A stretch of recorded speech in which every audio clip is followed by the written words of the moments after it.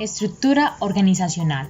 La estructura de una institución es el instrumento básico sobre el que se apoya la función directiva de organización, constituyéndose en el armazón sobre el que se construyen y articulan el conjunto de relaciones y actividades de la empresa, con el fin de cumplir las metas propuestas y lograr el objetivo deseado. La estructura organizacional son los patrones de diseño para organizar una empresa. Para seleccionar una estructura adecuada es necesario comprender que cada empresa es diferente y puede adoptar la estructura organizacional que más se acomode a sus prioridades y necesidades. Es decir, la estructura deberá acoplarse y responder a la planeación. Además, debe reflejar la situación de la organización, por ejemplo, su edad, tamaño, tipo de sistema de producción, el grado en que su entorno es complejo y dinámico. La estructura de una organización se define como el esquema básico de reparto de tareas y responsabilidades de organización. Para que una organización, entendida como un grupo de personas que realizan tareas y actividades diferenciadas, consiga alcanzar los objetivos perseguidos, debe partir de la definición de su estructura. Esta definición implica la determinación de las tareas y actividades específicas a efectuar por cada individuo dentro de la misma. Esto es el reparto de tareas o división del trabajo y la posterior coordinación de estas, que da lugar a la formación de las distintas unidades y órganos integrantes de la organización. Finalmente, el establecimiento de líneas de enlace entre las unidades resultan imprescindibles para lograr la pretendida coordinación. Por lo tanto, el proceso de definición de la estructura organizativa implica, primero, la división del trabajo, es decir, el reparto de tareas y actividades de la organización entre los individuos que la componen. La división del trabajo lleva implícita la especialización, que la podemos describir como el grado en que las tareas organizacionales se encuentran subdivididas en trabajos separados. Si la especialización es muy extensa, cada empleado realizará un rango limitado de tareas. Si la especialización es baja, los empleados llevan a cabo una amplia variedad de tareas.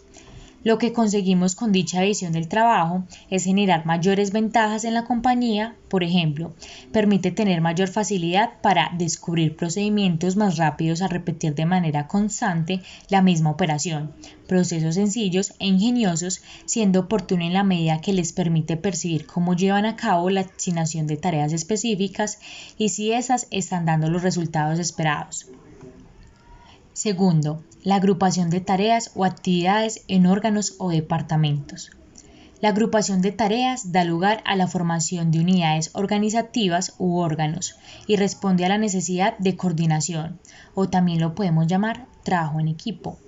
Tercero, la fijación de las líneas de enlace entre los distintos órganos o departamentos. Es preciso para el logro de la coordinación entre diferentes órganos. Con lo expuesto, podríamos decir que la estructura organizacional es el modo en que se dividen, agrupan y coordinan los trabajos de las actividades, donde debemos tener en cuenta elementos claves que los directivos necesitan entender para diseñar la estructura. Primero, especialización del trabajo. Es el grado en que las actividades de la organización se subdividen en trabajos separados. Segundo, departamentalización, que es la base para agrupar los puestos en una organización. Tercero, cadena de mando, el cual es la línea interrumpida que desciende del máximo nivel de la organización al escalón más bajo y aclara quién reporta a quién. Cuarto, extensión del control, el cual es el número de subordinado que un gerente puede dirigir con eficiencia y eficacia. Quinto, centralización y descentralización, el cual es el grado en que la toma de decisiones está concentrada en un solo punto de la organización. Sexta, la formalización, el cual es el grado en que se encuentran estandarizados los puestos en una organización. Tenemos varios tipos de organización según su estructura. La estructura organizacional lineal, la cual está basada en la autoridad lineal donde los subalternos obedecen a sus superiores. La estructura organizacional funcional, la cual está basada en dividir el trabajo de la empresa según la especialización, buscando que cada persona trabaje en lo que está especializada. La estructura organizacional por división, que en este caso la empresa se organiza por productos o líneas de productos, por zonas geográficas o bien por tipo de clientes. Y la estructura organizacional matriarcal, la cual se basa en un sistema de mandos múltiples. Bajo esta estructura, cada persona dentro de la organización pertenece a dos líneas de mando. Verticalmente, pertenece a una división o departamento según la función que realice, y horizontalmente pertenece a un equipo integrado por personas de diferentes divisiones o departamentos, con el fin de dedicarse a determinado proyecto específicamente. Vamos a identificar organización como un grupo de personas que trabajan en equipo para crear un valor agregado.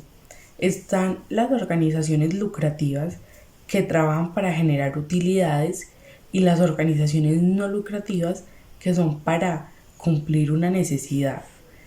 Estas no lucrativas son, por ejemplo, las caritativas.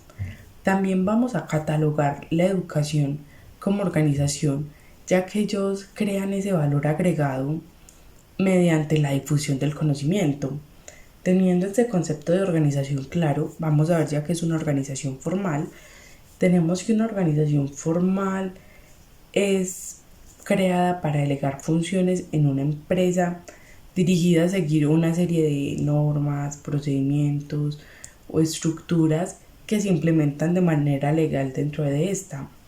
Este tipo de organizaciones respetan una estructura o jerarquía, delegando en personas específicas los diferentes roles y funciones para que la empresa lleve a cabo sus objetivos y además tengan un buen control de comunicación entre jefes y subalternos.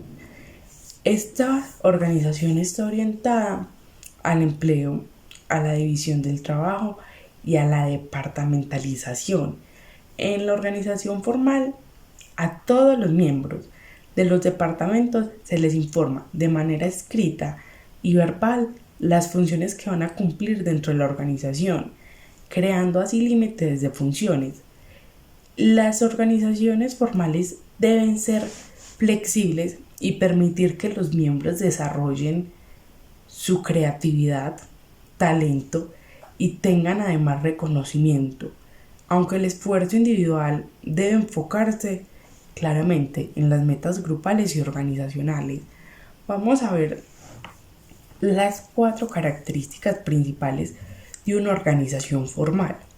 Entonces tenemos que tienen la autoridad claramente definida, empresas de trato ameno hacia sus miembros, claridad en los objetivos de la compañía y limitación de las funciones de cada sujeto. Mientras que la organización informal es una red de relaciones interpersonales que surgen cuando los individuos se asocian entre sí, llevándolo a palabras de Chester Bernard, que describe una organización informal como cualquier actividad personal conjunta sin un propósito común, aunque este propósito contribuya a resultados grupales. Porque, a ver, es mucho más fácil pedir ayuda a alguien a quien se conoce en persona, así sea en un asunto organizacional y de otro departamento, que a alguien que solo se conoce por su cargo. Entonces, en las relaciones interpersonales podríamos incluir al grupo que juega boliche el viernes por la noche o a los que se reúnen a tomarse el cafecito por las mañanas. Las características de esta organización informal es que surge espontáneamente basada en la amistad o intereses en común diferentes al trabajo. Todos los miembros son iguales en autoridad. El comportamiento de sus miembros está basado por creencias y valores del grupo y además de una colaboración espontánea. Hay como, para complementar sobre la organización informal, puede complementar o fortalecer a la organización formal a través de una buena relación y cooperación entre los miembros de la organización. Pero la organización informal también puede debilitar este sistema. Lo anterior ocurre cuando hay envidias o cuando el rol de lo informal es más fuerte que el formal. Les voy a dar un ejemplo y entonces en el cual la organización formal no coincide con la informal. Esto pasa cuando la estructura orgánica establecida de un departamento tiene un jefe y a pesar de esto todos siguen las ideas y directrices de otra persona que si bien no tiene cargo de jefe, su personalidad y liderazgo se le otorga y esta es muy fuerte. Las organizaciones mecánicas.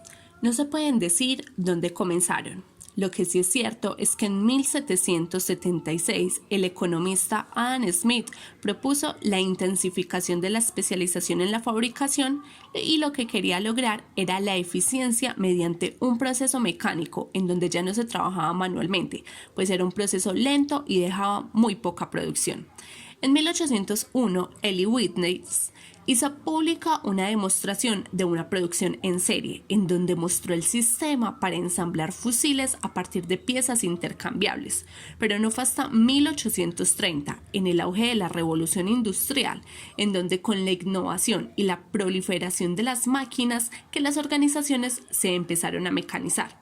Así pues, Babbage crea en 1832 la máquina de calcular.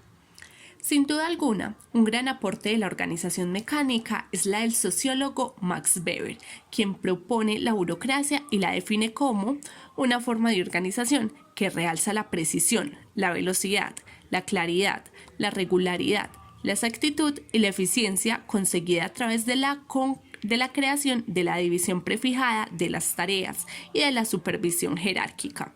En conclusión, él proponía rutinizar y mecanizar todas las labores de la organización.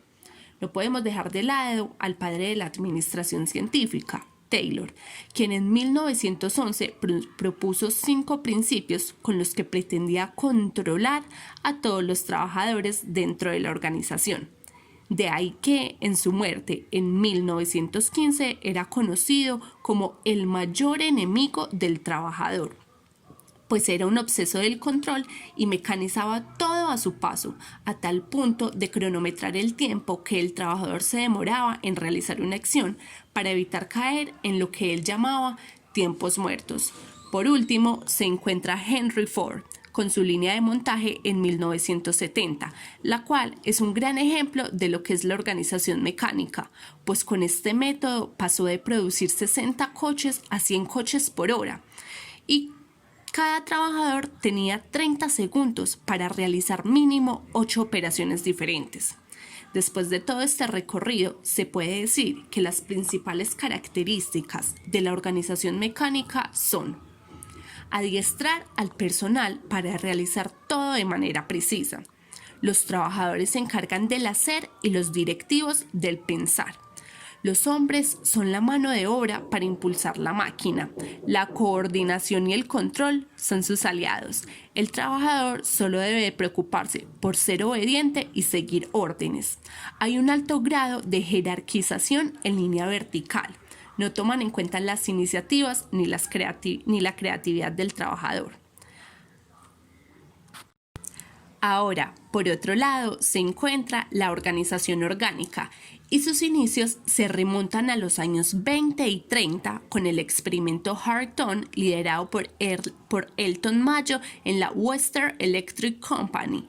Allí descubren cómo el trabajador es una persona emocional que siente y entra en juego un factor fundamental que es la motivación, tema del cual varios años después los esposos Gilbert trabajarían más a fondo. También se descubrió que la relación entre los individuos y los grupos eran fundamentales en el proceso de alcanzar la eficiencia. De ahí pues que sus necesidades estaban satisfechas, su productividad iba a ser mayor. En este tema, el mayor representante es Abraham Maslow y su pirámide de necesidades. Ahora, se puede decir que la organización orgánica es un sistema vivo que se adapta fácilmente al entorno y que no limita al desarrollo tal y como lo hacían en las organizaciones mecánicas. Aquí se puede ser libre y creativo y las comunicaciones muchas veces horizontales eran el pilar que las sostienen. Las características principales de las organizaciones orgánicas son: Primero, son más flexibles, se adaptan mucho más fácil al entorno, tienen funcionarios polivalentes. Las decisiones se toman con varias personas y no es una organización centralizada. Su comunicación es horizontal, es dinámica, apoya la creatividad y el intelecto humano. Evidentemente, se ve la clara diferencia que hay entre la organización mecánica y la organización orgánica. Lo que sí es cierto es que a pesar de la antigüedad de ambas organizaciones, aún siguen presentes actualmente.